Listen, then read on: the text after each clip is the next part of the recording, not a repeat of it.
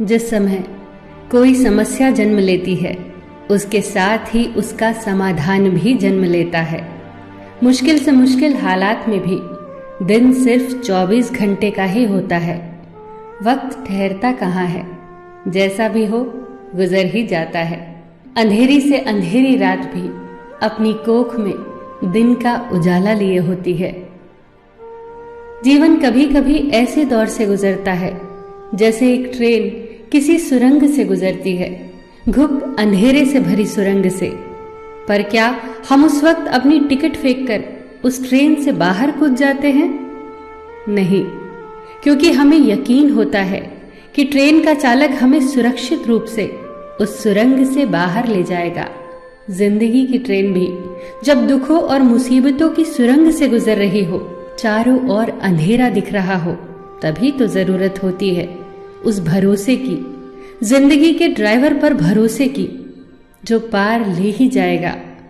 बस याद रखना कि कभी कभी सुरंग बहुत छोटी होती है और कभी कभी बहुत बड़ी, पर आखिरकार यह है तो एक सुरंग ही जिसके दूसरी ओर उजाला ही उजाला है। बस भरोसा मत खोना। शाखाएं अगर रही तो पत्ते भी आएंगे, ये दिन बुरे हैं तो क्या हुआ, अच्छे भी आएंगे। एक घर में 5 दिए जल रहे थे।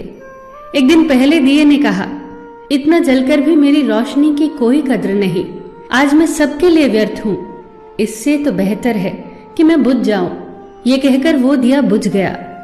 जानते हो वो दिया कौन था?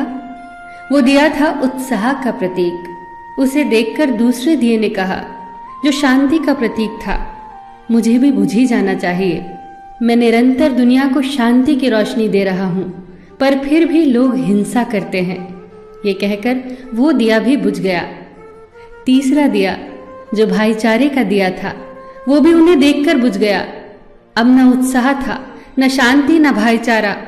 तो ऐसे में चौथा दिया, जो एकता का प्रतीक था, वो भला कैसे जला रहता? वो भी आखिरकार बुझ ही गया। पर एक दिया था जो अभी भी जल रहा था, एक छोटा सा दिया, अपनी मध्यम सी लौ लिए निरंतर जलता हुआ। एक छोटा बच्चा घर में आया।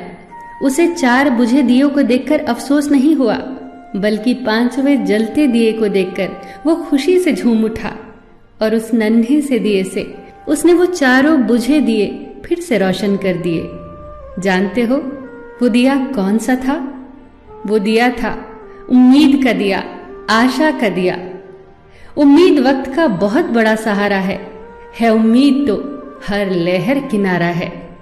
मुश्किल वक्त में अगर किसी चीज की बहुत जरूरत है तो वो है उम्मीद की, आशा की, सहयोग की, एक दूसरे के साथ मिलकर खड़े होने के एहसास की। बात उन दिनों की है जब द्वितीय विश्व युद्ध चल रहा था। जर्मनी के बम वर्षकों का खौफ सब तरफ था। लंदन में दूध की एक लंबी लाइन लगी थी। दूध बांट रहे व्यक्ति ने कहा, केवल एक ही बोतल बाकी है, बचे हुए लोग कल आए। आखिर में दूध की बोतल जिस व्यक्ति के हाथ आई, उसके ठीक पीछे एक महिला खड़ी थी, जिसकी गोद में एक छोटा सा बच्चा था। दूध न मिलने के कारण उसके चेहरे पर चिंता की लकीरें उभर आई। पर यह क्या, दूध बांटने वाले व्यक्ति ने दूध की बोतल उसके हाथों में दे दी। वो चौंकी। हुआ यूं कि उसके आगे खड़ा व्यक्ति पंक्ति से हट गया, जिसके कारण दूध की बोतल उस औरत को मिल गई। लाइन में खड़े सभी लोग उस व्यक्ति के लिए जोर जोर से तालियां बजाने लगे। उस व्यक्ति ने उस औरत के पास जाकर इतना ही कहा, आपका बच्चा बहुत प्यारा है, यह इंग्लैंड का भविष्य है, इसकी परवरिश बहुत अच्छे से करना। जब इस घटना की खबर war time prime minister Winston Churchill को लगी तो उनके चेहरे पर चमक आ गई। जर्मनी के जबरदस्त हमलों की विभीषिका से उत्पन्न चिंता से उभर कर वो बोले, अब हिटलर को संदेश भेज दो।